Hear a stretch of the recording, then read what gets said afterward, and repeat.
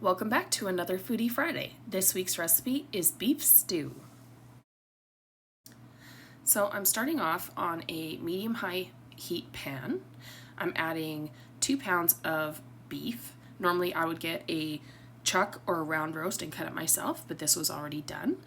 So what I'm doing, I'm just breaking it apart here, and what you want to do is you want to sear it. One, it gets all the flavor inside the meat, and that brown that you get on it like this gives it so much flavor. So I seared that off. I'm going to put it in a roasting pan, set it to the side, and then I'm going to cook off my vegetables. I partially cook the vegetables and then I set them aside. I add these at the very end because I don't like mushy vegetables, and this stew is going to cook for a couple hours in the oven.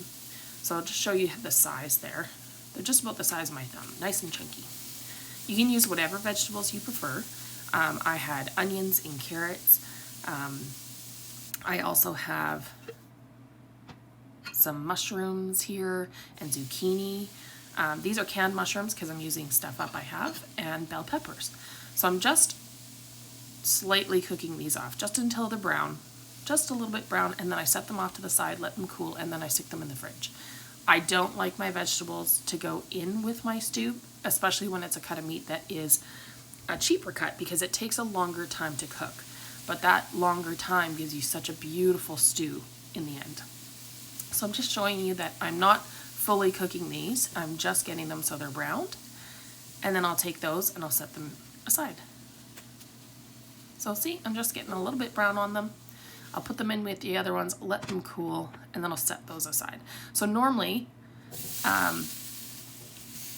you would deglaze there, but I don't have to. Like I said, it's a nonstick pan, so I'm just adding everything together here. So I have 1 can of tomato sauce and 1 can of diced tomatoes.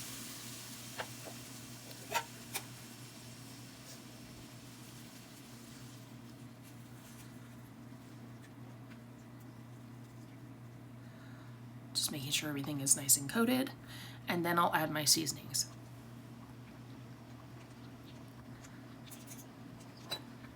So I have a tablespoon of garlic. I put my garlic in at this stage because when it's pureed like this, it burns really fast, so I stick it in there. And then Worcestershire sauce, ground thyme and rosemary, black pepper,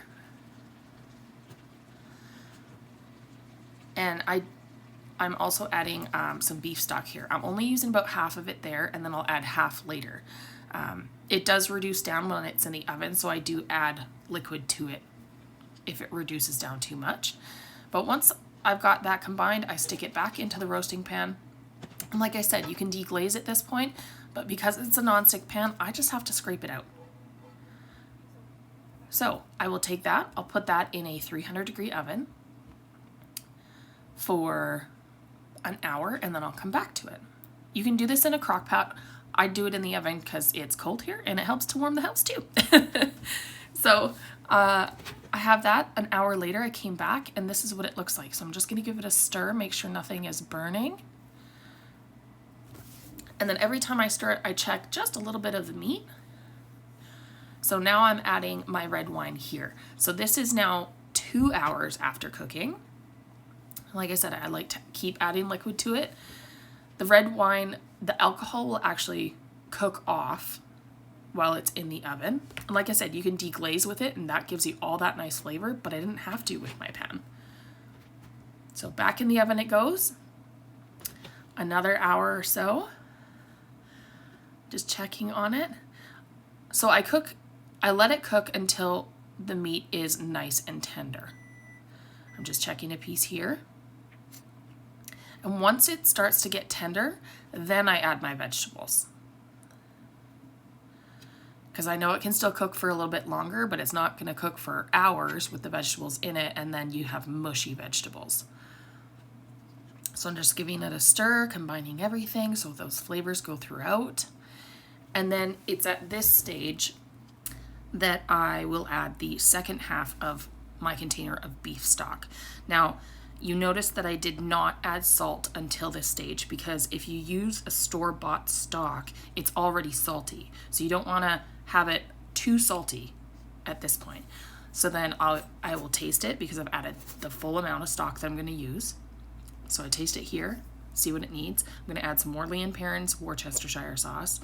I will add salt at this stage now, if it's needed, which it did. And then I'm just making sure it's fully combined, and then I'll go from here. So I'm gonna actually add another can of diced tomatoes to this, just to stretch it out a little bit. It is nice and chunky. There's lots of meat and veggies in here, but I know this is gonna reduce down a little bit more, so I wanted to add more liquid to it. So I'm just giving this a good stir. Like, taste a little piece of the meat there, make sure it's good and ready. And now I'm gonna pop this back in the oven for another 30 to 45 minutes, just so then those vegetables can cook down a little bit. So this is the final product. Beautiful thick beef stew. Now you can add potatoes to this if you like. I personally like to serve mine over mashed potatoes or with a biscuit or toast. Tonight I'm just having it as is. This was so good, and here in Alberta it's been minus 30, minus 40. So this was a perfect winter dinner. Thanks so much for watching. See you guys next time.